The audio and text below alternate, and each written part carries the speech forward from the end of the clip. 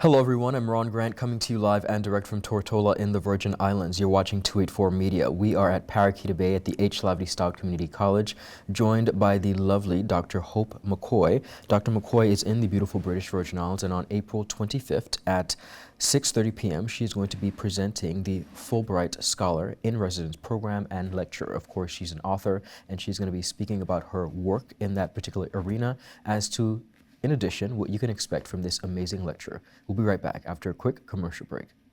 Some claim that the age of a true gentleman is far behind us, but we disagree. He may appear in different guises today, but the values and ideals that make him a gent still stand. The Art of a Distinguished Gentleman by yours truly, Ron Grant, presents Season 7. Introducing Travi Rose, Creative Director. Alex Lake, Businessman. Sean Black, Cinematographer. Dakari Wheatley Adams, Content Creator. Donandre Millwood, Educator and Musician. Hashim Dream, Entertainer. James Todman Sr., Contractor. Dr. Albert Tompkins, Psychotherapist. Walter Barrett, Author. Rakim Todman, Producer and Engineer. Kamal Letzum, Photographer. Roosevelt Smith III, Sales Manager and Hospitality Professional. Leland Abraham, IT Technician and Cybersecurity Analyst. The Art of a Distinguished Gentleman, Season 7, every Wednesday at 8 p.m., exclusively on 284 Media. Get ready to reason, reflect, and redefine yourself through the stories of real-life heroes. The Art of a Distinguished Gentleman, Season 7, Raising a Generation of Greatness. Voted Top 35 Gentleman Podcast Worldwide by FeedSpot and BI Icon Award winner. Welcome back, everyone, and thank you all so much for sticking with us. As promised, we are joined by Dr. Hope McCoy. Dr. McCoy, welcome to the British Virgin Islands by extension, and thank you so much for your time. Thank you for having me. It's been absolutely beautiful being here. It's a pleasure to have you. Now, as I mentioned to the general public, you are in the territory, of course. On April 25th, you're going to be presenting the Fulbright Lecture scheduled right here at the campus in HLSCC Community College. You've been on the ground, of course, engaging in lectures and speaking to various students as well as faculty. Before we get into the actual lecture, for which is your purpose, your sole purpose here, provide us a little bit of background on who is Dr. Hope McCoy. So I am a lecturer at Stanford University, and I'm in two departments. I'm in international relations, and I'm also in the civic, liberal, and global education program.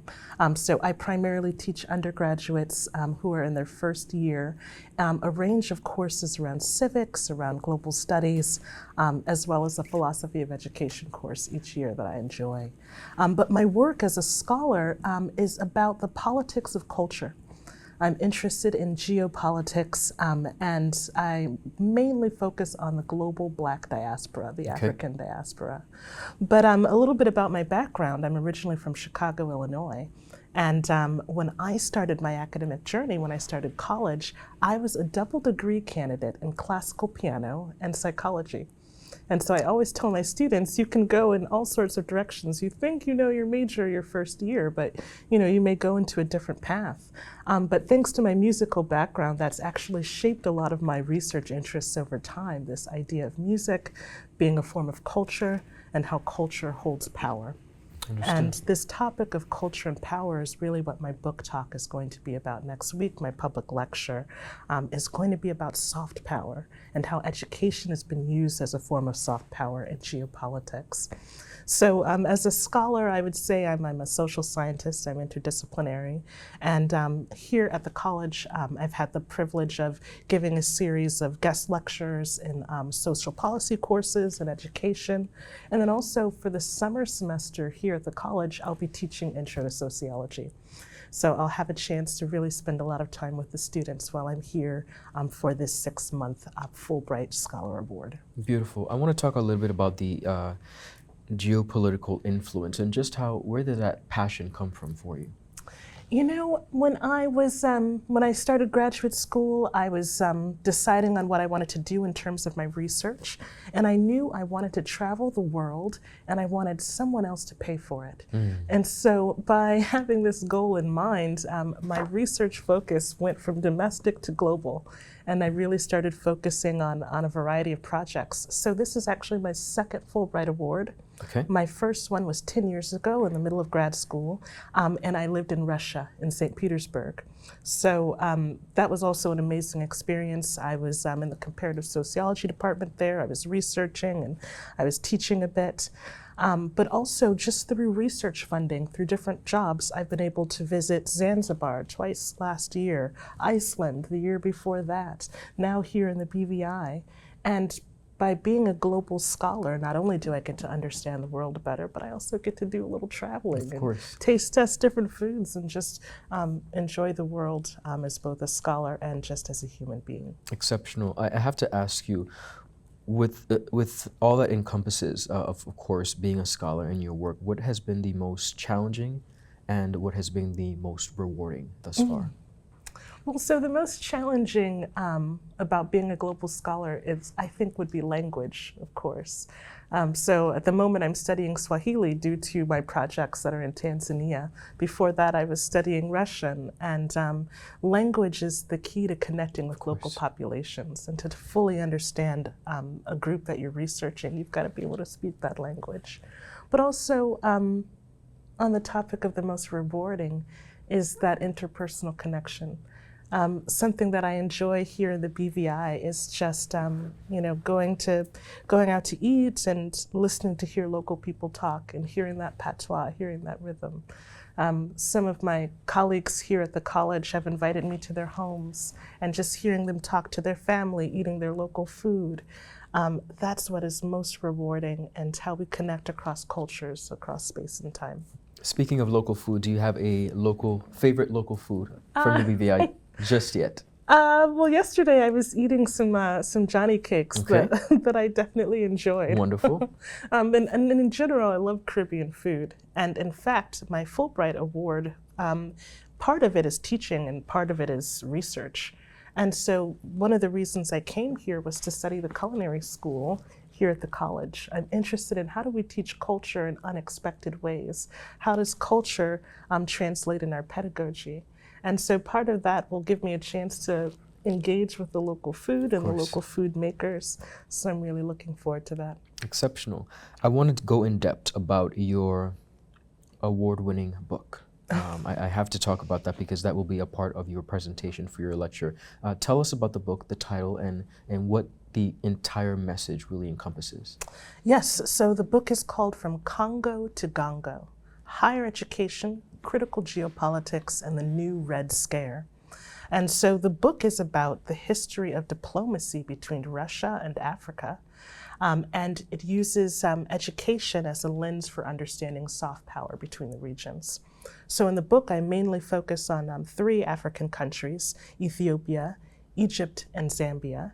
And I trace all of these different diplomatic initiatives that were around education and cultural arts from the time of the czars to the Soviet Union to now this post-Soviet era, where we're seeing some of the political partnerships being rekindled. So in the 1950s and 1960s, when African countries were gaining their liberation, many countries in the West would not acknowledge them or trade with them, but both Russia and China were more likely to engage with these new nations and offered them scholarships to universities. As of 2014, to this day, in Ghana, close to 15% of all medical doctors either studied in the Soviet Union or they studied in the current Russian Federation. And so filling this gap in things like public health and areas of that way are so important. So the point of my book is to point out that these relationships have existed and they're continuing in the future due to Russia rekindling partnerships that could benefit them in the future, but also African countries being very savvy in identifying economic opportunities with both Russia and China. So that's why there's that byline in the title of the book, The New Red Scare, this idea that in the past students might have been interested in studying in Western universities, but now they're seeking new partners for the future due to shifting geopolitical landscapes. Understood. I want to piggyback a little bit on the aspect of soft power and the art of influence. What does that truly mean in the geopolitical realm as nations continue to negotiate and just interact on a national level? Yes, so soft power is a topic I'm very interested in. I designed a course at Stanford that I taught this year in international relations that was all about soft power. And I think that it's a term that was coined by the Harvard professor Joseph Nye back in the early 90s, but it's really an important concept today in 2025 because we're a digital world, we're living online, and cultures not only change quickly, much faster, trends emerge faster and die faster than they used to, but also our cultural connections. We have friends across the world, people we haven't even met that we're talking to on various social media platforms. So this sharing of culture means that soft power has weight that we should definitely be considering. So in the course that I teach, each week there's a different theme that we focus on, a different cultural art form. So there's one week where we talk about my book, about education as a form of soft power. There's other weeks where we analyze Japanese manga and anime. Okay. There's another week we talk about South Korea and the role of K-pop. And so we also talk about religion and the role of religious soft power in the country of Ethiopia. And so there's all these different ways that our cultures help us to influence others. And so that's the topic that I'm very much interested in. After my time here in Tortola, I plan to return to Zanzibar for a time to focus on another project focused on soft power, this one about film festivals. I'm very much interested in how economic partnerships can develop in sort of unexpected ways in terms of cultural festivals, such as film festivals. So soft power is definitely a topic that interests me, and it connects my passion for the arts and also my background in sort of education and geopolitics, broadly conceived. Dr. McCoy, in being what I would consider a world traveler and your in-depth study in geopolitical matters, what has being a scholar and your level of research taught you about yourself? Oh, that's a great question. It's taught me, well, not only has it taught me about myself, but it's also taught me lessons. And I think the first lesson I learned is to be patient. I really have had to work on patience. And I think part of it is American culture is very much go, go, go, and sort of rushing and getting to the next, place. And when I'm in different countries, I find sometimes the pace is a little bit different. Sometimes the schedule is a little bit different, and we can thrive in these environments. So was the BVI the place that taught you patience? You can tell us. No, all of the places I've been have taught me patience, and the BVI has been good to me. It's a good place with very good people too. But what have I learned about myself? I've learned that I'm a lifelong learner. Sometimes people think when you finish your PhD that means you've achieved, this grand goal of learning and knowledge, but really it's just the start. Of course. And every day there's something new that I want to study. There's something new I want to tell my students about. My students at Stanford, I post memes oftentimes on our class website to sort of connect the things that we're learning to the things that they're scrolling through. And so there's always these new ways to learn and ways to connect what the new generation is up to. So yes, I've learned that I'm a lifelong learner. Thank you for sharing. As I mentioned to the general public, the lecture will be held on April 25th here at the HLSCC College Community College at 6:30 p.m. It is an open invitation to the general public for fellow scholars here in the British Virgin Islands, students, fellow faculty members, fellow world travelers. What would you say to them in regards to coming and experiencing this lecture that you have prepared for them? I would say come with your ears open, come with your mind open, and I hope that it'll be a good experience. I'm starting out this lecture with some visuals. I'm going to be doing a little bit of an analysis of Soviet-era propaganda cartoons. And people are often sort of surprised about some of the themes that were happening at that time. And so come with your eyes open, your ears open, and let's have some fun. Exceptional. Well, I want to thank you so much for your time and, of course, your visit here to the British Virgin Islands. And we trust and hope that you would have a very immersive experience in our very rich history and heritage as well as culture. And we thank you for your authenticity and really sharing your experiences with us through this Fulbright Scholar and, of course, this lecture. So thank you so much and welcome. Thank you so much. You're most welcome. Viewers, that is all the time we have. As mentioned, we are at the HLSCC Stoutt Community College with Dr. Hope McCoy, a scholar, Fulbright scholar, and she's going to be, of course, presenting this amazing lecture for you on April 25th, and all are invited. Have a beautiful rest of the day. Goodbye.